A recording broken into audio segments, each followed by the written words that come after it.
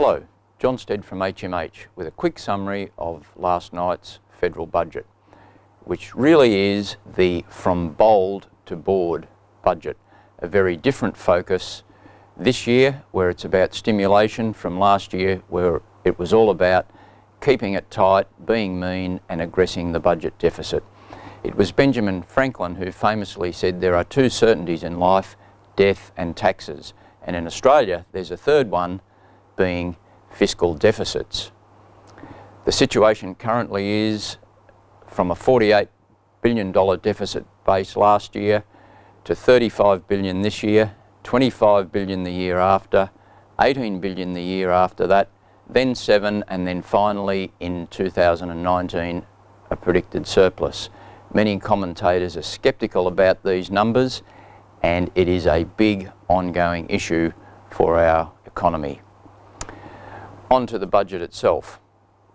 With personal tax, saving and investment, we have no changes to personal tax rates, no changes to superannuation, no changes to negative gearing, or to dividend imputation, or to SMSF borrowing arrangements, and changes to all of these things had previously been mooted in the government's Rethink income tax working paper.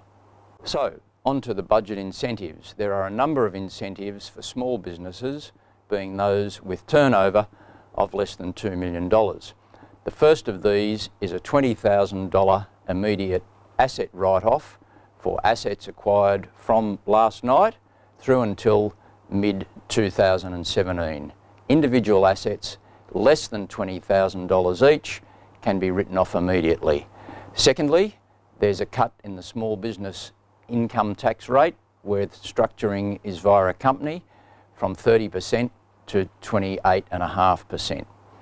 Thirdly, there is a tax break for unincorporated businesses whereby there will be a 5% reduction in tax capped at $1,000.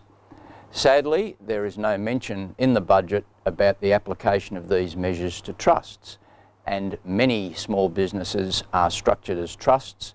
There looks to be nothing in it for them. Finally, in regard to immediate write-offs for small business, start-up costs in the form of accountants and lawyers' fees and those types of things qualify for an immediate write-off. The $2 million threshold is going to make this quite a restricted range of incentives. A turnover level of, say, $5 million would have been a lot more effective in that it would have brought many, many more small businesses into the net. Moving along, we have incentives for primary producers, and there are accelerated write-offs available for fencing, water and fodder storage. Then from the point of view of families, a number of measures contained within the budget. All of these will need to be assessed according to personal circumstances and will require a closer look. We have changes to age pension asset testing and also some changes to child support arrangements. As I said, these will need to be reviewed in light of personal circumstances, as will changes to paid parental leave arrangements. In conclusion, it's a budget that's all about getting Tony Abbott and Joe Hockey back in favour with the people, a move away from the mean and nasty, keep it tight approach to the stimulatory, provide incentives and try and get things moving again. I emphasise again, it is important to watch out for further news on the government's Rethink tax paper, which was launched a few weeks ago, because there are a number of continuing issues lurking there which we're likely to hear more about in the weeks and months to come. But in the meantime, some incentives on offer, a little bit of stimulation, a very different approach to last year.